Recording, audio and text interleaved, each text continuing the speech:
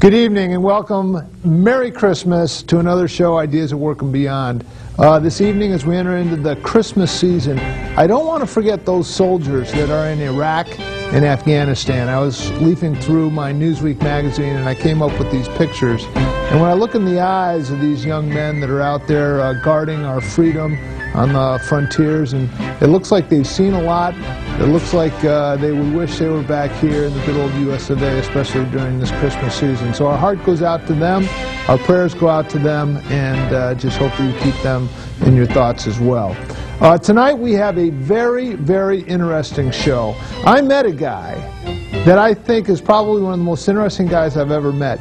My brother-in-law in Canada, Ted Brown, is a good friend of this young man named Michael Bull Roberts. And when you hear his story and what he's been through, and by the way, bullroberts@gmail.com, that's his email address. He would like nothing more than for you to email and get in touch with him. But listen to this guy's story. And as I think about the Christmas message, there's two Bible verses that come to mind. One is found in the beginning of the Gospel of John. It says, "The Word became flesh and dwelt among us." That's really what it means when Christ came in the manger, came as a baby. And the second one is Jesus speaking, "Behold, I stand at your heart's door and knock. If you open up your door, or you open up your heart, I'll come in and make you a new person." Tonight, we're going to take a look at Michael Bull Roberts, and we're going to see the difference that Jesus Christ made in his life. So, I look forward to watch this interview, and I think you'll find it fascinating. And if you have a moment, send Michael an email. I guarantee they'll email you back. So Merry Christmas, and let's go to the show. Welcome again to Ideas at Work and Beyond. On Ideas at Work and Beyond, we go places. This isn't just hanging out talking to local politicians all the time, although there's a lot of that. But we go places, we see interesting things, and we meet interesting people. It has been my distinct privilege to meet Michael Bull here in Mississauga, Canada. This is probably one of the most fascinating individuals I've ever had the privilege of getting to know. And tonight, we're going to hear his story and see his remarkable story from a childhood where you had issues with your parents to becoming a... Well, before I get into the DVD, which by the way is, get your copy today of Michael Bull Roberts, The Tender Heart of the Beast. For those of you that don't know you, tell us your story. How did it start? Well, I came to know the Lord about 16 months ago, and at that time I had just gotten out of jail. I was in there on several charges for conspiracy to commit murder, trafficking in guns and cocaine. I ran all the western provinces, way up north, everywhere, as far as the drug trafficking trade goes. And I had amassed, I was making millions and millions of dollars a week, and I had hundreds and hundreds of people working for me, and I was living a pretty lavish lifestyle and whatnot. And I had a partner in this business, so I've been a partner with for quite a few years. And he had gone to jail for 4 years on the bit, and for a couple of bricks of cocaine he got caught with, and some guns. And while he was in jail, I had taken our crew to a place where everybody was wealthy. There was just millions of dollars flowing everywhere, and he had different ideas of how to run the crew than I did, and nobody ever got paid, But with me, everyone got rich, so everybody was loving me, and I was the man. And when he got jealous and he called a hit on my life, I'm in jail, and he got about 20, 30 guys showed up on my farm one day, and at gunpoint, I had 25, 30 guys beat me down with baseball bats and left me for dead in the field. I was unconscious in the field, and this old farmer came by me and found me in the field, and he managed to load me up into his truck and got me to a hospital and that, and then I had to go and hide out in a hotel room and wait for to heal up and that. And I was planning the murders of my partner in jail, and was just planning, to have all these guys killed and stuff. And anyway, while I was in that hotel room, I had severe brain damage. My whole head was caved in.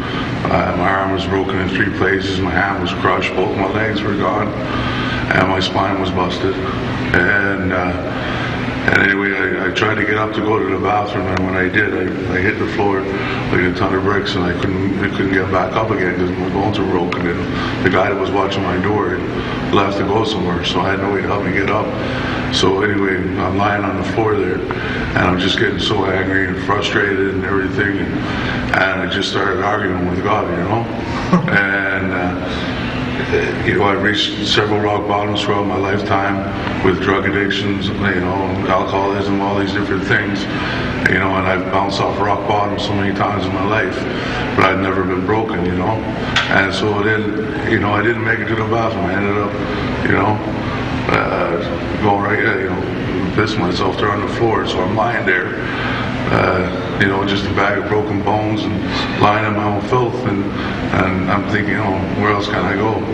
You did rock bottom. And everything it's further than rock bottom. Something just snapped inside me. And you got to understand, for years in the life of organized crime and stuff, I've done some really awful things, And it says in, I think it's Hebrews, where it talks about the 6 things that the Lord hates. Someone who shed innocent blood and a lying tongue and different things like that, And I was everything that the Lord hated, that God hated, And I thought, as I said in the DVD in my testimony, I talk about how, I thought there was a God for everybody except me, because I was a beast. I was all-out white supremacist, everything. And when you first meet, you're a little overwhelmed by the tattoos. I mean, you've got some pretty serious tattoos going. There's swastikas all over my head. Swastikas on your head, and just one on the back of my head like this. And so from a troubled childhood, where you were beaten by your father, which I guess comes out in the DVD, which we're about to go to, by the way, talks about that. You go out, you end up becoming a drug kingpin on the west coast of Canada, primarily Alberta, Canada, and then all of a sudden, at the very top, you end up in the condition you're talking about. And then you give us 30 seconds on how, at that point, is when you finally reached out to the Lord. Well, I was like I said, I was lying there, and I had made so many deals with God over the years, Give me out of this one. Yeah, give me out of this one, get out of this one, and just like 2 months previous to that, I had made that same deal with God when I was sitting in my jail cell, and the federal government was refusing to give me bail and whatever. They were looking at, throw the book out and stay in there. There's no way he's getting bailed. We don't want him out at all, right? And they had me locked down in my own cell. Because usually they double bunk you or triple bunk you because of the room and that, but they wouldn't put anybody in the cells and that with me because they didn't know who I would kill, You wouldn't, like if I was in jail and they said, "Hi, this is Mike. He's your new cellmate." That might be I'd call the front desk. But anyway, I had made a deal with God that night before my bail hearing, in my cell, and that's what brought me back to, that's how I started this argument with God, right? It's because I remember that deal I made with him. I says, look, you get me out on bail tomorrow, and I promise, and I made this promise, I'll go to church, or I'll give $1 million to this charity or that charity or whatever. And you happen to have the money at the time. Yeah, and I did at the time, right? But anyway, so I'm lying there on the floor in the hotel room, and I'm starting arguing with God, why? Ever since I was a kid, from the time I used to rock back and forth on the end of my bed, begging you not to let my father come beat on me, begging not to get raped again, and all these things, And I mean, because at 16 years old, I was being criminally insane, and I was sitting in a mental hospital, and being raped by an offender there, and stuff like that, and where were you, God, and all this stuff, and He was always there. I just wasn't, paying attention. But anyway, I called out to Him, and at first it was in anger. It was like, okay, I tried to make another deal. Let me kill these guys. Right. Right? Let me go. I want to kill this guy, this guy, this guy. Let me kill them, and then I'll be done. Right? And I was, and I started this big argument with God, and then finally, I'm like, God, I'm sorry. I'm just so done. I'm so tired.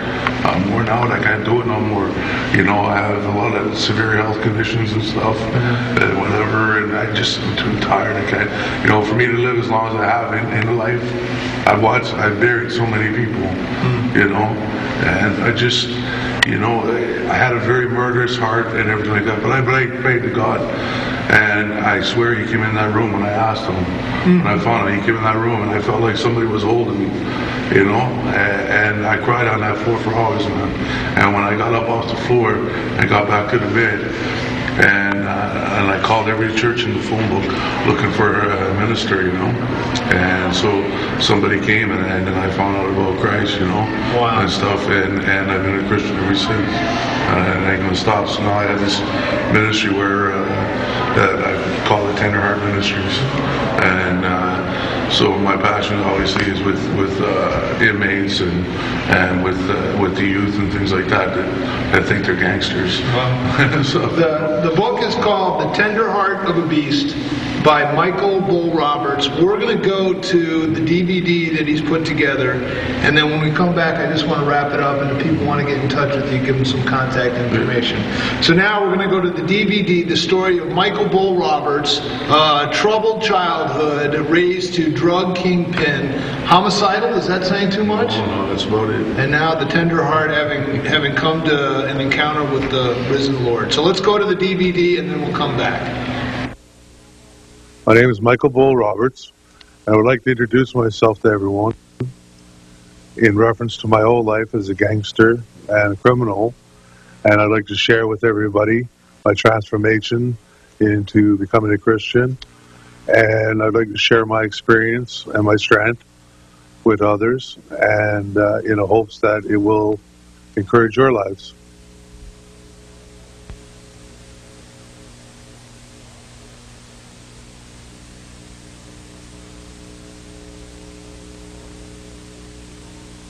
Well, I come from a small fishing community in Newfoundland, and it's a very small town, very isolated. And I grew up in a very abusive environment, both physically and sexually. Every day it was ritual beatings from my father, and who was a military man. He had served quite a few years in the military, and after retiring, is when he started his family or whatever, and moved to this town, a nice lake community, and he worked as a chief electrician in the fish plant, and my mother was a stay-at-home mom. But anyway, for as early as I can remember, I used to cause a lot of problems in school and things like that, because I was being beaten at home all the time. I would go to school and take things out on the teachers all the time and cause a lot of problems. I was always found myself in the guidance counselor's office or the principal's office constantly, and which would result in me getting detentions and suspensions and whatnot, and my lower grades and stuff. And then I would just go home to more beatings for my failures in school and whatnot. I was being bullied a lot as a kid. I was a small child. Like I said, I was a sickly kid. I had a lot of asthma and different ailments that kept me from performing in sports and different things that my brothers were into. And my father favored them more so because they were athletic. And he, always went to their hockey games and whatever else they were into. And when it came to my life, the only interests I really had were in writing and reading. I wasn't very mathematically inclined or any much good at any other subject, but I had a very vivid imagination, and I really enjoyed writing. But this wasn't acceptable in my family as a manly job, because it just it wasn't something that was considered a career choice. Our choices growing up were either we were going to grow up and join the military like my old man did, or we were going to work hard at whatever job, or own a business or something like that, I guess. But my brothers never suffered any abuse or anything like that.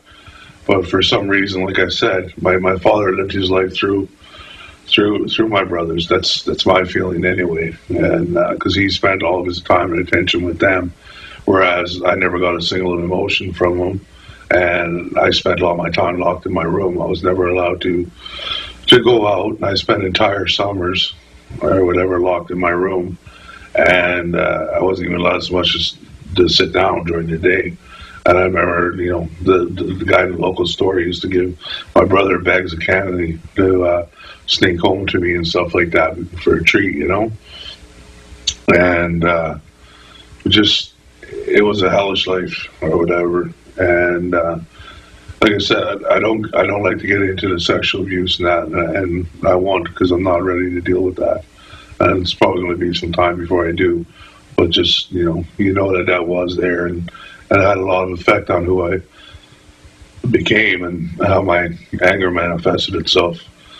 And so as the years went through and stuff like that, I worked hard as a kid. We did a lot of chores because we had a farm and stuff like that. And everything we did had to be done to perfection. My father was the type of man who stood over you with every job you did. And if you nailed as much as a nail crooked, I took a beating for it. And things had to be up to par with my dad all the time. And you had to speak up to par to him, And like I said, he was a very regimented man. And he wasn't just a disciplinarian. He was just a very abusive, angry man. And anyway, so at a young age, I remember, we were taught a lot of survival skills, how to trap, how to hunt. We were taught all these, military skills, everything at a young age, so that we would know how to survive. And he was, training us as soldiers, not as children, And so anyway, I kept causing a lot of problems at school and stuff, and I go to school with a lot of injuries that people started questioning him. And everybody in my community, they were afraid of my father. And, people were afraid to step up to him and say, hey, when you beat your kids, what's wrong with you, right? And stuff like that. But they were afraid to go anywhere near him. And but we had gotten this new guidance counselor in school, and she decided to step up to the plate and take my father on. And so she had brought me to the principal's office to complain about my being abused, and to show the principal that that I was being abused. And based on the principal's word, I went home, and he promised me that the next day he would bring in the proper authorities and social workers and everything to deal with the issue. And when I went home, he went and phoned ahead of time and warned my father that I had been at the school talking all these things about abuse and stuff. And so when I went home, I took a severe beating, and because of the beating or whatever, I was crying and whatnot, which wasn't allowed in the family. We weren't allowed to show emotions and stuff. You had to be a man. You had to take your lickings, And so because I cried so much when he was beating me, I was made to put on a diaper, a garbage bag for a diaper and stuff. And he took pictures of it, and it just belittled me so much, So those are the kind of things that started manifesting that anger in me. And by the time I was 8, he had taken me to a child psychologist and had me deemed, that I had discipline problems, that I was ADD, ADHD, attention deficit disorder, and stuff like that. That's why I couldn't concentrate on my classes, and I had failing grades and things like that. There was it couldn't possibly be his fault. That it had to be that I had a mental disorder or whatever. He needed an excuse for his kind of discipline or abuse, And so, starting at a young age, I discovered that I needed a pill to deal with my emotions, be that anger or whatever, because I grew up thinking that any feelings I had were wrong, because I was always being disciplined for being myself, so I got introduced to huffing gas and smoking weed and smoking hash at a young age by some neighbors, and it was also the only way I could hang out with anybody around school and stuff, And I only had one friend in town, and that was the guy that I smoked hash with all the time, So, snorting the gas, puffing the gas, or whatever, and drinking. Like, I used to steal liquor from my dad's liquor cabinet and whatnot. Like, it killed the pain for me and gave me an escape. My writing gave me an escape. I lived, fantasy lives in my head, through the characters in the novels and that I would read and things like that. And anyway, eventually I ended up leaving home. I snapped one day on the chemistry teacher, and I punched him out, and I went after the vice principal, and I just walked away from home. Swore I'd never go back again. And so I went into school the next day. They had social workers, everything there, and they put me directly into foster care. First foster home I was in, it was a wonderful woman and her husband. They were great people. And, I was eating well. I had, freedom. I was just, but the one thing I didn't have was that discipline. So every time that things got real confusing for me, because every time I would get into trouble, or I would say something wrong, or I thought I was out of line, I would punish myself, because there was nobody there to punish me anymore, to throw a beating on me or to hurt me. So I would hurt myself. And that's when I started cutting myself. And because I would get really confused in my mind, and because I hated myself, and I was angry and things like that. So I started slashing myself up a lot when I was a kid, and which would end up me in hospital. And then, I was out getting in trouble with the law all the time, because I was trying to be the tough guy in town, because I'd been bullied my whole childhood. And now that I knew that I could hit a guy after I hit that teacher, I figured I could fight back. And when I started fighting back, I didn't realize how strong I was, and that I was a good fighter. And when I realized that I was such a good fighter, and because I grew up tossing hay bales and busting rocks and whatever, so I was actually, as a young fella, I carried a pretty strong punch. I had a pretty devastating blow when I hit a guy, and so that went to my head, and I went around picking fights all the time, not only just to pick the fight, but because I wanted someone to beat me, I actually missed getting those beatings because I thought I deserved them, so I carried on like that for quite some time. I had absolutely no respect for authority whatsoever. The RCMP, the court system, everything. I had no respect for them whatsoever. I remember, my first lot of charges that I went up on, I remember, standing in the courtroom and cursing the judge up and down, and just really giving him a hard time, and just not going by any court procedures or anything, because the rules didn't apply to me. I didn't care. And what were they going to do? Throw me in jail? Well, it was better than sleeping under bridges and sleeping in the foster homes. I could go in there. I got 3 squares a day, and I got to sleep in, and I got to hang out with the boys, and I got to smoke some good dope in jail. So whatever. It was a vacation. I enjoyed it. So I carried on like that. By the time I was 16, I was a full-blown alcoholic, full-blown drug addict. I had a complete full dependency on alcohol and drugs.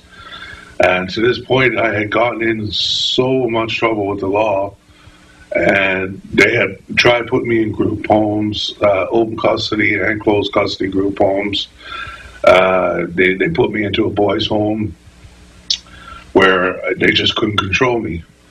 So they were having to put me in solitary confinement units and remand centers and keep me held away from everybody else, all the other inmates, for fear of what I would do to them, you know?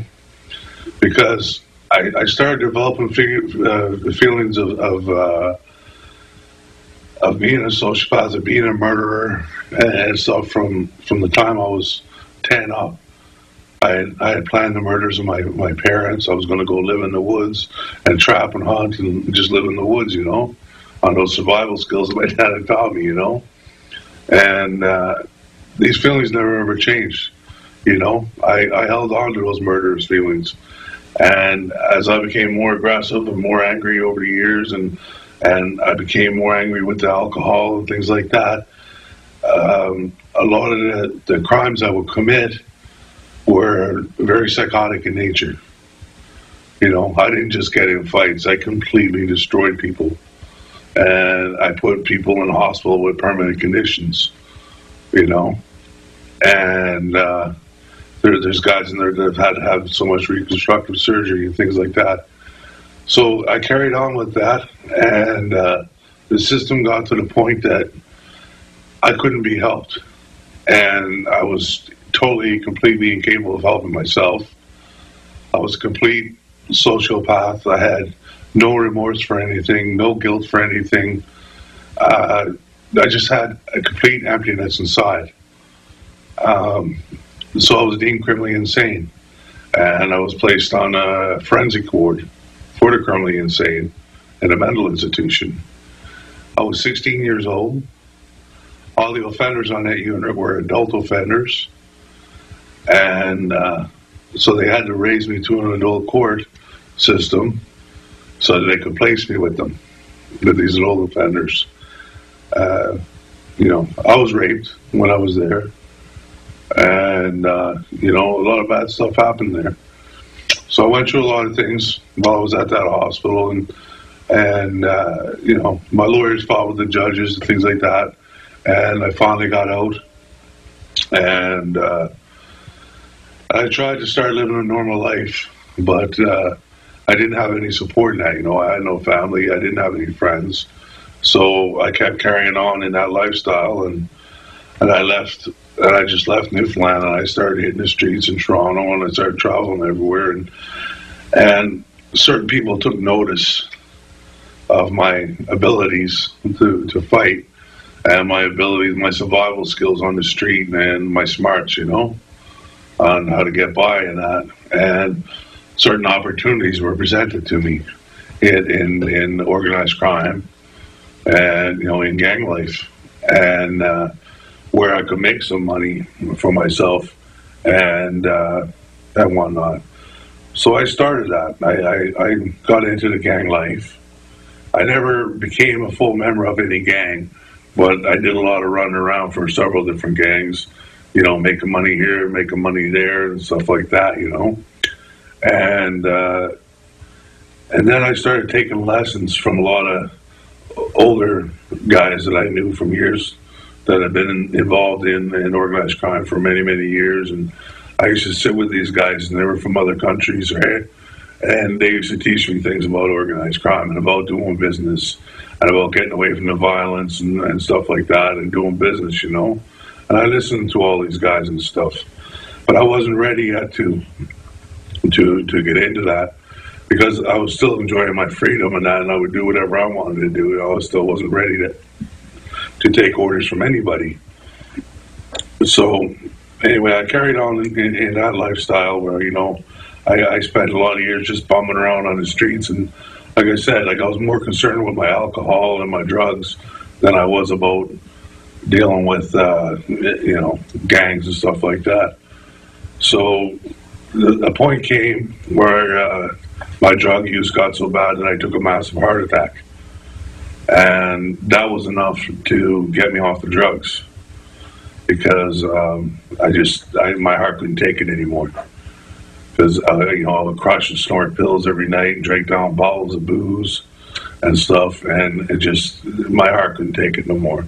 So I gave up the drugs. I hit rock bottom as far as drug use came. And anyway, So, but I kept drinking. I would have my drinks. Now I quit for about 3 years or whatever, but I was living a pretty much a life of poverty and stuff like that. You know, I still bunked around on the streets and stuff like that. And then I decided to clean up for a while. I went off and I got a job, and I tried to make my life better and that. But just the harder, no one would give me a break. They would only look at my past criminal record and stuff like that. So I just, I like anybody else, I worked paycheck to paycheck, and I could never get a good job because, it was always places where they could hide me. I always get dishwashing jobs at restaurants or, and stuff like that. And then a while back, I scored a good job as a property manager, and I worked with that company for 6 years. But in the background, I started getting smart because I was running a lot of properties, and I had a lot of tenants. And in one area that I was running, I had 1,600 tenants, and 90% of them were students. So I started selling drugs to them, and I started making lots of money on the side. Then I would make all kinds of construction deals and different things like that. And then I started going back to these old connections I knew, and I started making money through organized crime, through different connections and stuff like that. And I started loving that life. And then I moved out west. And when I moved out west, I started, I thought maybe, I would get away from that life for a while, because I had met a nice girl there, and, I had a lot of relationships over the years, and several different ones, I could sit and tell you there's so many stories of loves that were lost and whatever, but it's just, there's just not enough time to talk about all those things. But I fell in love with the girl up there, and I gave up my career and everything to be with her, and we ended up splitting up. So I ended up staying in this small town out west, and I tried to make a go of it on my own again, just going to work in the restaurant. I tried to go back to school and things like that, but it wasn't working for me, and I kept up my drinking and stuff. And I mean, this has been over a lot of years, and over the years, I've collected hundreds and hundreds of charges, criminal charges, stuff like that, and I'm pretty tired and worn out, and I worked so many different jobs, different things, and I was just getting tired, and I decided, you know what, it's time for me to get my piece of the pie, I want some riches. I've been busting my hump out there on the streets for so many years, you know what I mean, doing everybody's dirty work and collections and doing this and doing that, and, pleasing everybody else. Now it's time for me to please myself. So I got involved with some people and got myself a partner or whatever, and because of all my hate and stuff like that, I was involved with a white pride movement, and I became a white supremacist. And we started a very powerful organization at the time, and we expanded all across Alberta, Saskatchewan, all of northern Alberta, right up to the Northwest Territories, Nunavut, all these places. And within a few years, I rose from, just having a few small towns to owning several provinces, and every city and town in those provinces, to the point that I had amassed a fortune of millions and millions of dollars. And in 2008, I became one of the most wanted gangsters in Canada, and the most feared gangsters in Canada. I was under investigation.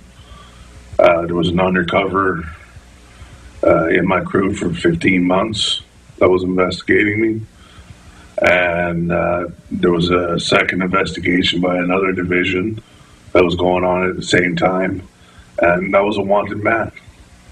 And, I was wanted from everything from, drug trafficking, conspiracy to traffic, conspiracy to commit murder, trafficking in firearms, everything, And, at the time, the things I were doing that I was doing was everything that, every commandment I was breaking, and the things that I would do when I was involved in organized crime and in the gang life and stuff, it would take a man, a beast with no conscience, no anything, to be able to do these things, from stabbings to shootings to everything, And over the years, and I hear people talk about all the time about wars overseas, going to Afghanistan or Iraq or whatever and seeing people die in that. And what a lot of people don't realize is there's a lot of wars just right here on the streets. I've lost a lot of friends over the years to gang violence, homelessness, poverty, from, mostly gang violence, right? I've seen so many murders. I've seen so many people die, and for no good reason, and all in their early 20s and stuff, just starting out life. And so anyway, I got busted by these undercovers, and I was charged with drug trafficking, conspiracy, and whatnot. And so I was taken to jail last year.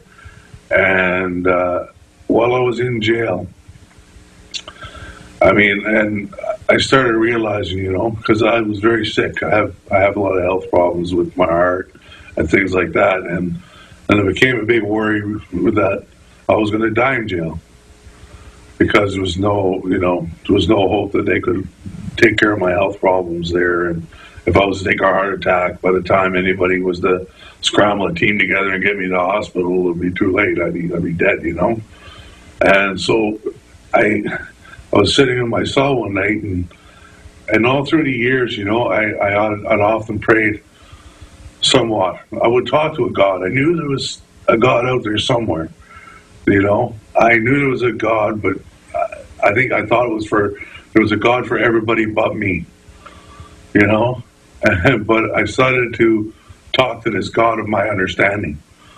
and I would make deals. God, if you're real, if you're really out there, then you'll get me out on bail tomorrow, Or back in my drinking days, when I reached rock bottom with the drinking, I say, God, please, I'll never drink again if you do this. Or I'd make all these deals throughout the years, And this time I made the deal again. I says, God, I promise I won't sell any more cocaine. I won't sell any more guns. I won't do any of this stuff. Just please, I'm done. Get me out of jail, And the federal government, everybody was against my getting bail and getting out. And I made my deal with God that night. I made that pact with him, I was sitting in my cell, and I said, if you're a real God, I'll get out on bail tomorrow, So the next day I went to court, and I got out on bail. Cost me $15,000. I got out on bail. So what was the first thing I did as soon as I walked out of there? First thing I did was my friends were there to pick me up, and I go party, and I started lining up dope for some more towns, and right back to where I started, And so I kept it up for another few months or whatever, and I was still drinking pretty bad. I was still putting guys in the hospital all the time and stuff like that.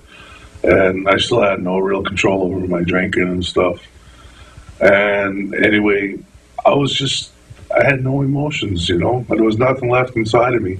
I become so hard. I become this really hardened beast, And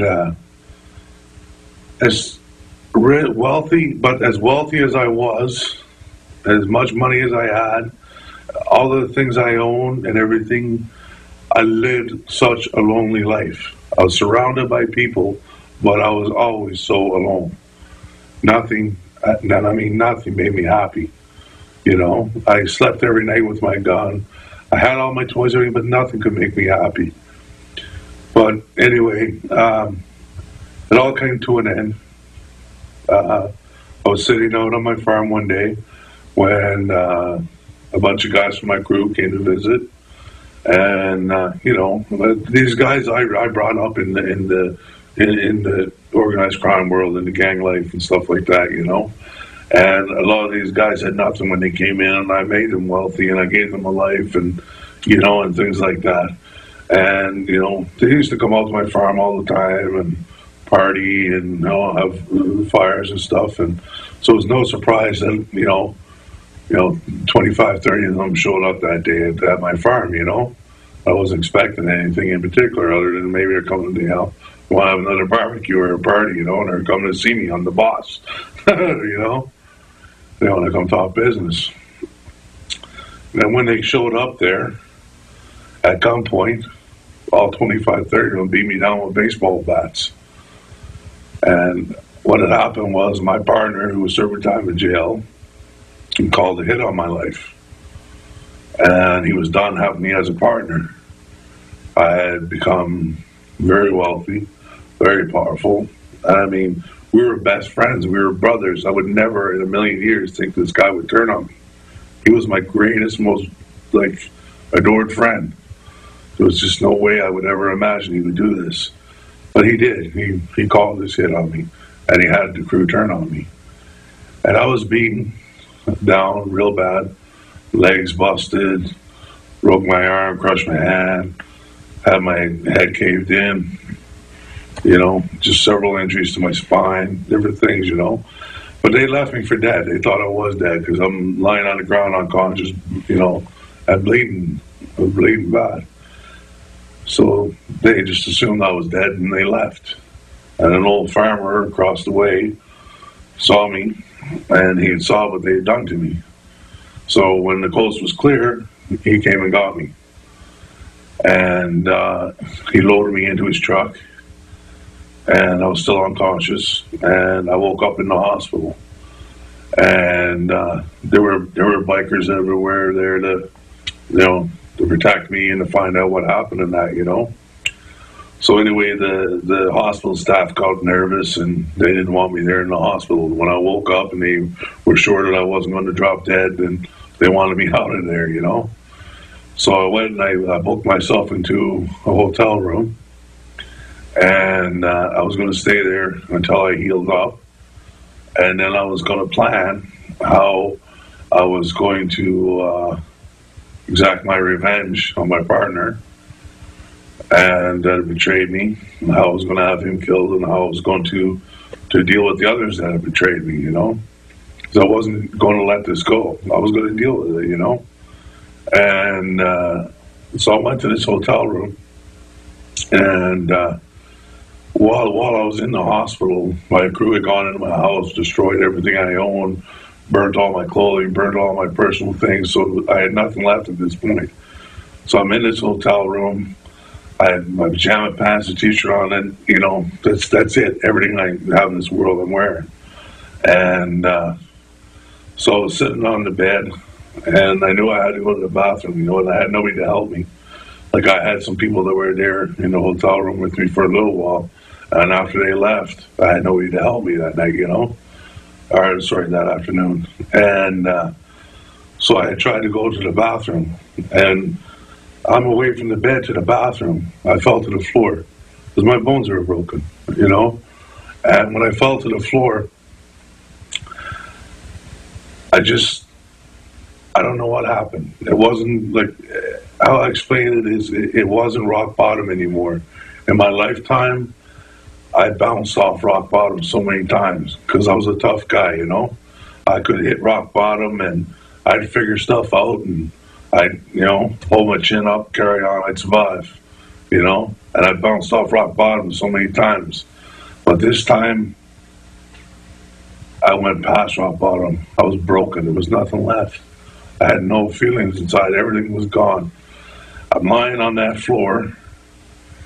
I couldn't get up. I was in way too much pain physically. I couldn't get myself off the floor. Emotionally, I was drained. I was tired. I was broken. And I was unbreakable.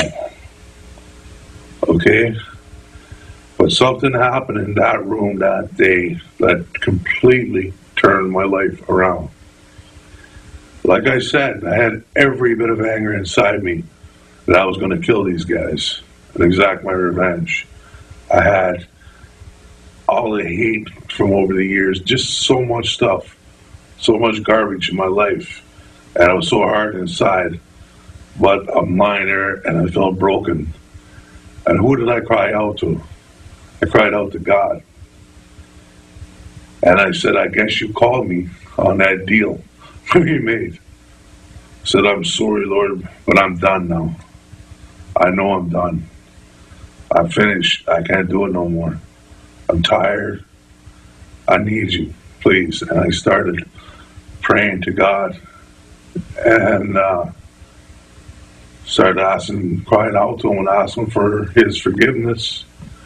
And I confessed to him, I did all these awful things, and I'm sorry. And I told him how angry I was. I told God I wanted to kill these guys, and I'm begging God to give me the opportunity, to I can have my revenge. And then the other part of me, the brokenness, was starting to come out. And I'm begging God to show me some love. Just give me some peace. Take the pain away. And whatever happened, it's so unexplainable what took place. And all I can say is that it has to be God's hand that just reached in and touched my heart. Because just all those walls that were inside me for all those years, you could be a free man in prison. You can be a free man in a lot of places, but once you build those walls up around your heart, you're not a free man. And God tore those walls down. And I knew I was broken,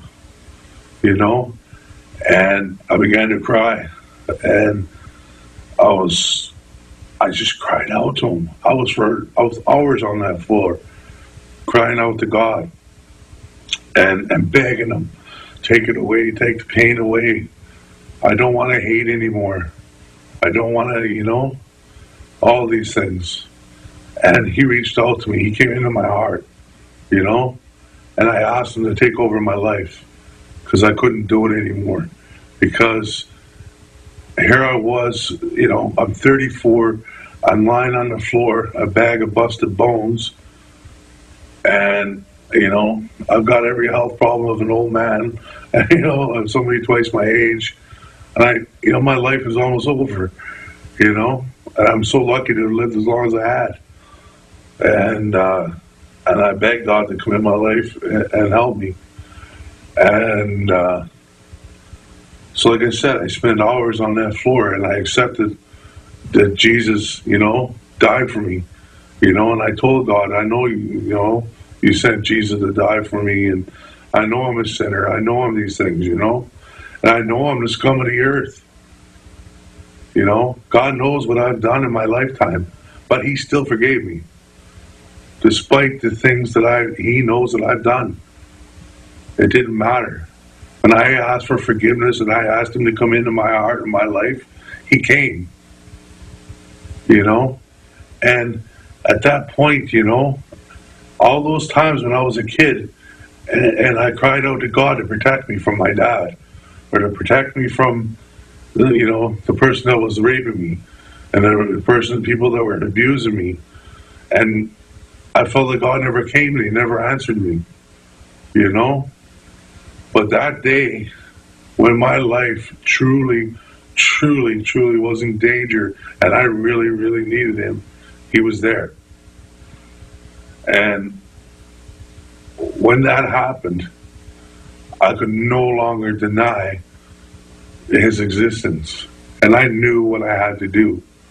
And I called a pastor to come get me. And I knew I had to leave town. And I knew I had to start life over. And that was a year ago. And in the last year, God has blessed me so much and taught me so many things about how to be humble, how to forgive. I still have a lot of people I need to forgive. I have a lot of people that I need to ask forgiveness from, and I still have so many issues to deal with. you know? And I gave up millions of dollars to live in poverty. And like, I'm, as much as I'm struggling right now with things, I have faith in God that He's going to take care of me. I don't worry about it.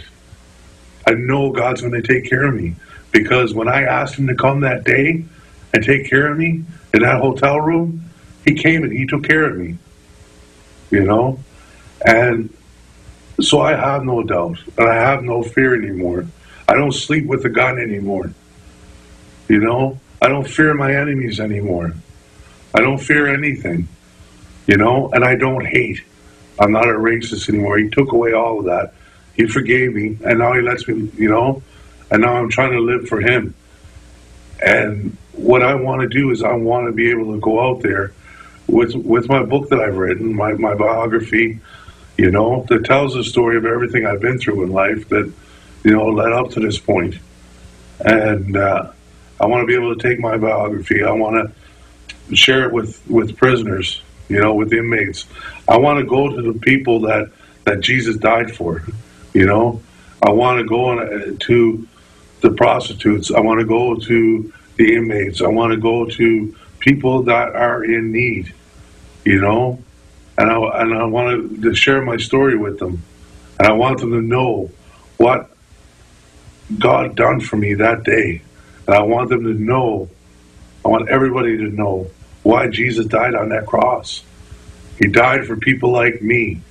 So if you're sitting there and you're doubting whether or not God loves you, or whether or not, you know, Jesus really died for you, I'm just telling you, for Him to come into my life, as messed up as I was in my lifetime, and I mean, for Him to change me, you know, and have that kind of love for me, as low as I was and the things I did, how much more will He love you, you know?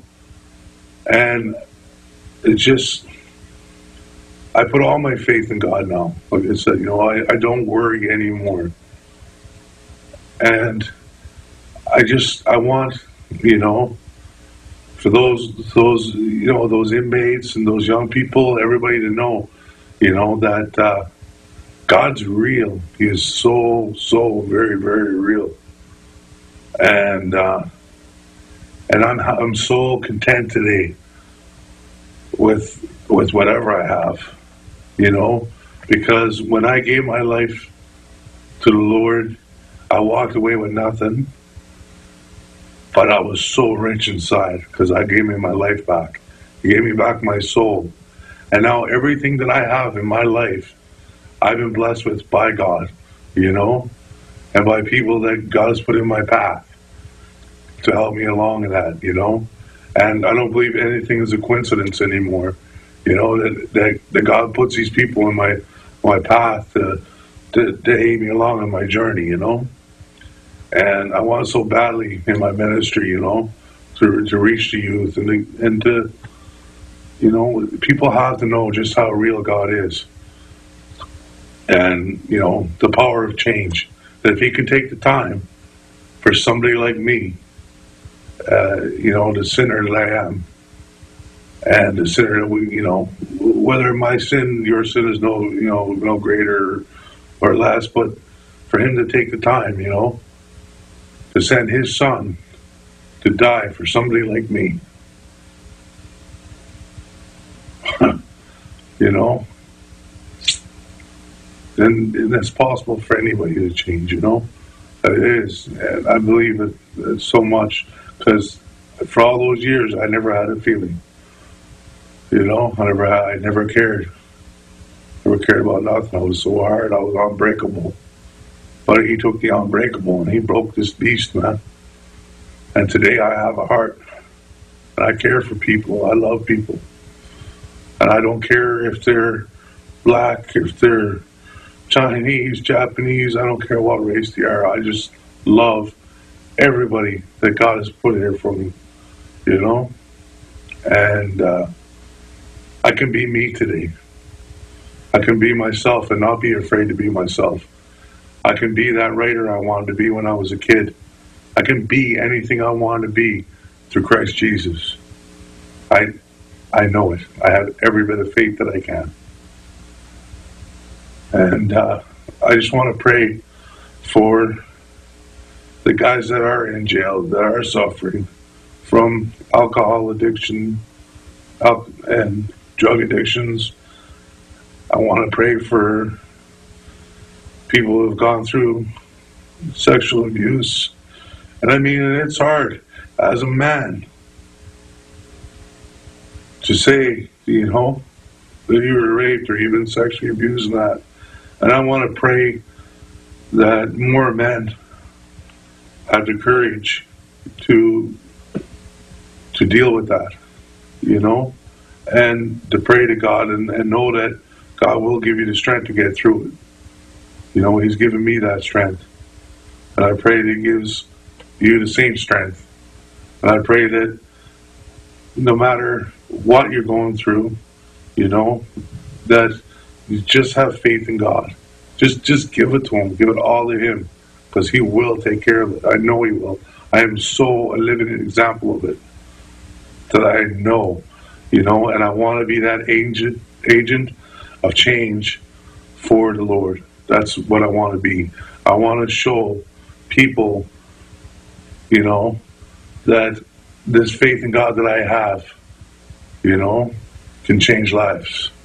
That is some story. We got a lot of stories on Ideas of Works and Beyond, but you got to come up to Canada and Alberta, Canada, to see something like that. That was incredible. Thanks for sharing. If someone wants to get in touch with you, is there a website or something? Yeah, my website is www.michaelbullroberts.ca. I usually every month I put a copy of my prison newsletter on there that I send out to the inmates and kind of keep a blog on there and whatnot, and I can be contacted through there. There's a store on there where people can buy my book or DVDs, or they can donate to my ministry and stuff. Because in January I'm going to start going across Canada. Myself and a friend are renting a van, and I'm going to tour across Canada and do mission work in Canada, because I believe in cleaning up our own backyard before we can be an example in any other country. Well, listen, I want to thank you very much for taking the time. I want to thank you for